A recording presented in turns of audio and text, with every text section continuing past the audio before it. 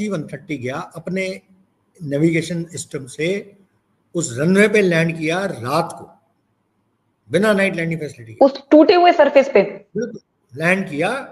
वहां पे लैंड किया, रुका, पूरे लोगों को बोर्ड कराया गया।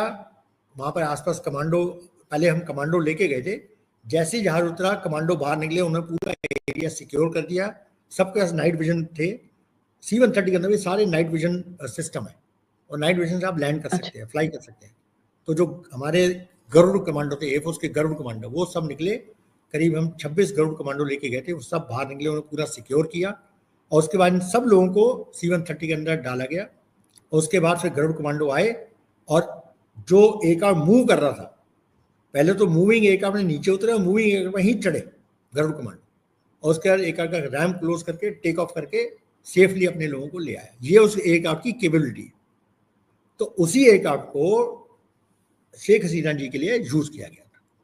तो ये एयरक्राफ्ट जो है हमारे यहाँ पर ईस्ट में एक बेस है, फॉरवर्ड बेस, मैं उसका नाम नहीं बता सकता, पर वहाँ पर है, वेस्ट बंगाल में ही है, जो नया बेस बना है C-130 का, वहीं से उसको स्टैंड बाय में था।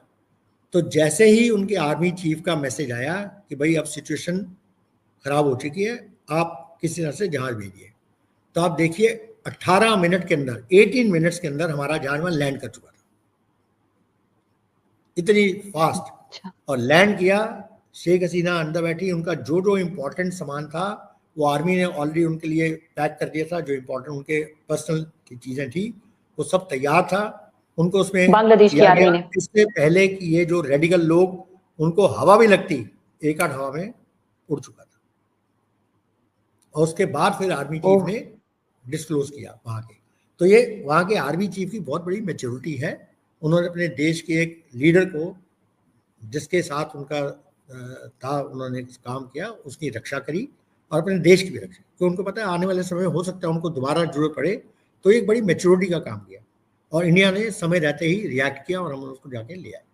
तो ये नक्सल में बता रहा हूँ, बाकी बड़े सारे इंट्रिकेसीज में बहुत कुछ हुआ, क्या क्या हमने और किया वो मैं नहीं बता रहा, पर ये एक बेसिक जो इवैक्यूएशन है वो इस तरह से किया गया।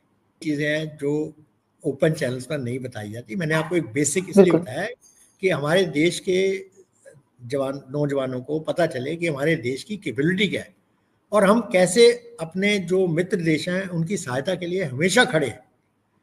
मेरे नौजवान दोस्तों को मैं ये बताना चाहता हूँ कि आप देखिए हमारा देश किस तरह से अपने पड़ोसी देश के लिए, चाहे उनके जो भी पॉलिटिकल रिलेशन है, चाहे हाँ अच्छे बुरे, लेकिन उनकी रक्षा के लिए जब आप एक